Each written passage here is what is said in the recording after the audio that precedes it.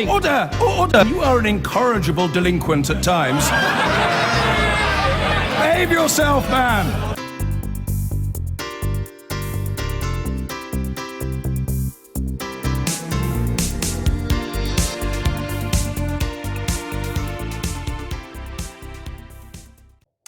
Last night, we brought you revelations about alleged overspending by the Conservatives in 3 by-elections. Tonight, we can reveal there are question marks over the party's expenses in one of the most hotly contested seats in the general election. Thanet South was where UKIP leader Nigel Farage hoped to secure his place in Parliament. In the end, the Conservatives held on. But Channel 4 News has seen receipts for thousands of pounds of election expenses amassed by the Conservatives in Thanet, which were not included on the local election expenditure return. In a moment, we'll have reaction from Nigel Farage, but first, here's our political correspondent Michael Crick's exclusive report. Thanet South was probably the most fiercely fought of all constituencies at last year's general election, with UKIP leader Nigel Farage hoping at last to get his own seat at Westminster. That's not too bad, is it? 27 votes. The Tories were dead set on stopping him and threw money and paid staff at the seat. McKinley, the Conservative Party and their man, Craig McKinley, triumphed. 18,838. But was all the Tory campaign expenditure included in the local spending return they legally had to submit after the result?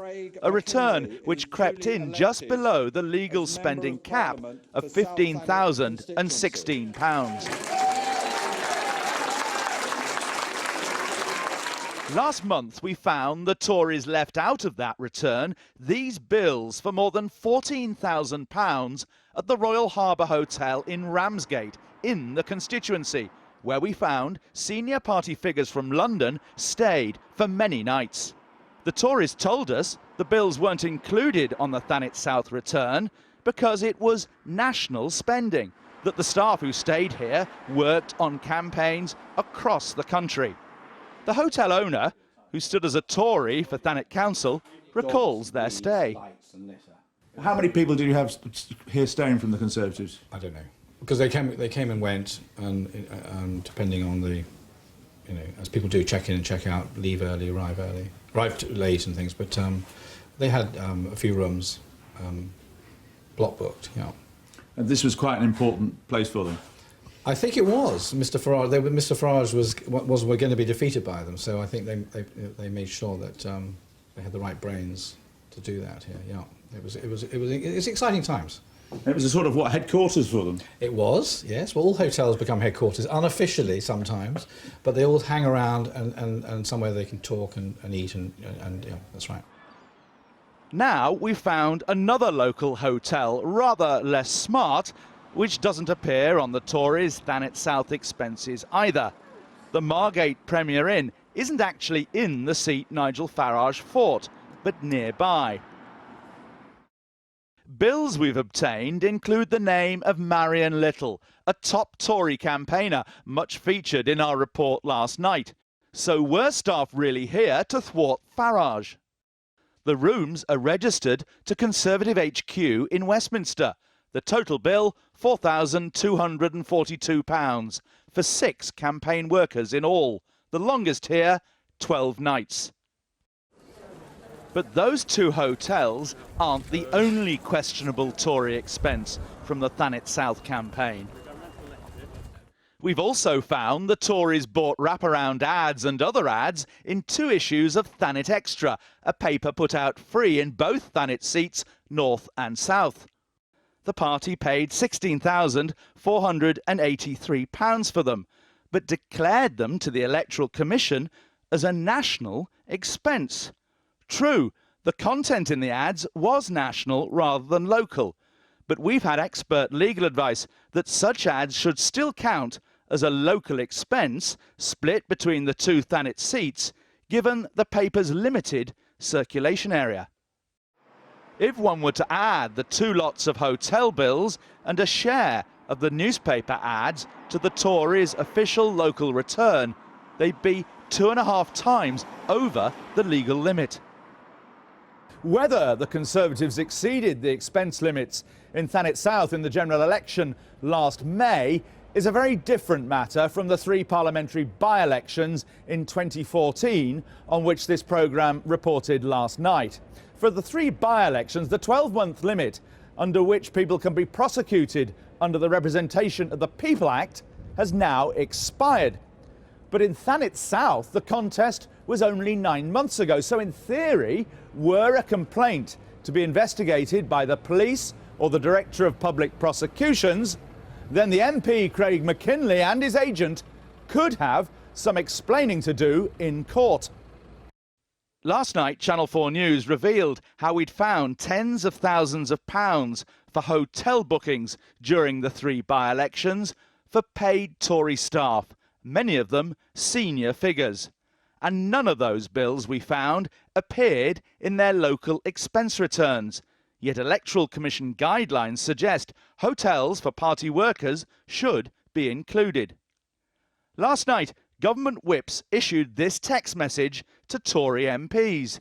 Channel 4 are seeking responses on spending in recent by-elections. A Conservative spokesman said all by-election spending has been correctly recorded in accordance with the law. And this morning, ministers leaving Cabinet seemed to have got the message. I think we've spent everything exactly according to the rules. You really think that? Yes. What do you think of the Conservatives spending tens of thousands of pounds in by-elections and not declaring it? Excuse me? You should abide by the law, shouldn't you? I mean, you're meant to be the party of law and order, aren't you? Got nothing to say? It's not like you. Do you think the police ought to look at it? You've been told to say nothing about this. I haven't been told anything. But this senior MP who sits on the Conservative Party board, its governing body, says he's going to bring up our allegations with colleagues. Do you think our report last night will have shocked members of the board? I think members of the board are always interested in what Channel 4 News has to say. Of course, there will be 2 sides to this. There is Channel 4's side, and there is the Conservative Party side, and as I say, there will obviously be a third party involved in this, or I suspect a third party will want to take a look at this, and then they will decide as to who was right, whether the Conservative Party were right in their returns or whether Channel 4 was right to raise its concerns. So if nobody else raises it at the board, you will? I'm going to raise it at the board, but I suspect others will be raising it at the board. I mean, these are serious allegations. I'm not diminishing the nature of these allegations. These are serious allegations. But as I say, the Conservative Party believes it has complied with election law. Mark John Reckless. Mark Reckless was UKIP's successful candidate in the by-election in Rochester and Stroud, where we revealed the Conservatives spent £56,000 on rooms for party staff in just 2 hotels, which wasn't included in their legal return.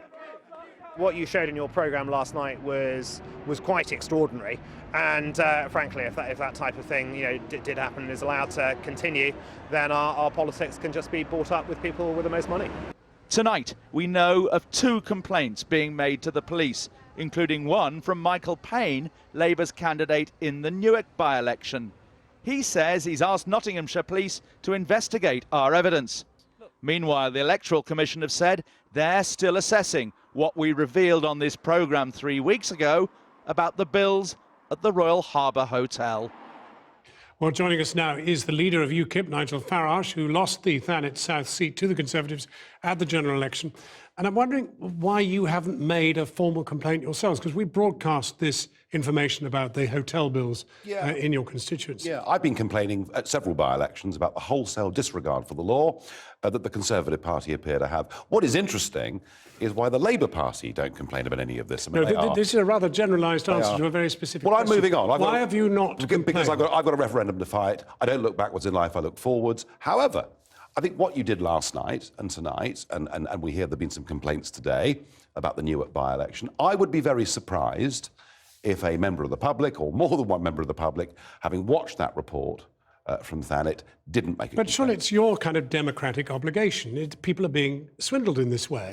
Oh, yes, I agree with that. Therefore, you have an obligation, seeing as you have some evidence, and you are involved, and there's still the statute of limitations is not run out on that. Yeah, well, I tried and at therefore Newark. a case can be mounted. I tried at Newark. I said the Tories had completely Thanet. overspent the limit. What about and I was Thanet? accused of being a bad loser. No, well, come on. What So, about you know, Thanet? No, but bad losing is quite different from I have no something doubt. which might be in contravention with I the have law. no doubt. I have no doubt that what happened in that Thanet constituency was in complete breach of electoral law, and I think Michael Crick's report paints it very... In fact, the hotel bills are actually bigger than the total spending limit for the short campaign. But you see, I am not myself going to make a complaint.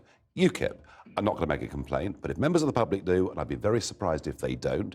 And that's after 4 constituencies that we've talked about, all of which are affecting UKIP. But you see, the point about this is, and we had this a little bit with Douglas Carswell last night, there's a sort of reluctance to take this forward, and one suspects or wonders whether perhaps you were doing the same thing. No, the reluctance... same thing? No, I am entirely confident.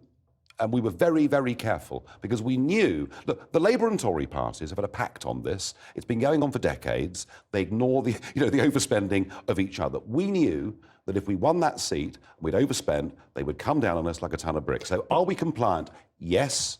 But do I want to be seen to be a whinger? No. But your own national returns seem to indicate some very heavy expenditure on local campaigns. That's exactly what the Tories were doing. No, there is a very big difference. I mean, take wraparounds, for example, an issue that Michael raised earlier. Yes. There is a very big difference between looking at the law and saying, what can we do that's within the law, and wholesale disregard of the law. And frankly, booking out an entire hotel and putting senior Tory staff in it for a long time could not possibly have been national expenditure. But you see, you spent £6,000 advertising in the Thanet Gazette, Farage being number 2 on your list of targets. Yeah.